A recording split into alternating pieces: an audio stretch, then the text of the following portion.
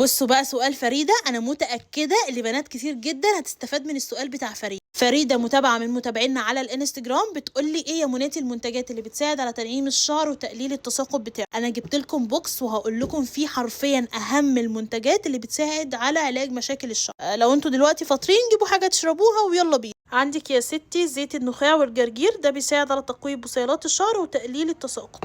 وعندك تركيبة ال7 زيوت بيساعد على تطويل الشعر وتكثيف الشعر وكمان علاج التساقط. وعندك كمان زيت موناتل تنعيم الشعر، حمام زيت بيتعمل من مرة لمرتين في الأسبوع، بيقوي بصيلات الشعر حرفيا وبيرممها من أول وجديد. وكمان سيرم موناتي بزيت الجوجوبا والأرجان. عايزة أقول لكم السيرم ده خالي من السيليكون. ولو عندك هيشان فزيت جوز الهند بالفازلين، ده ميكس خطير. عايزه اقول لكم ده ميكس كده، هو زيت جوز هند بكري مع فازلين بيرطب الشعر وبيخلي ريحته حلوه قوي. وكمان زيت امامي بتركيبه ال7 زيوت، وزيت الارجان.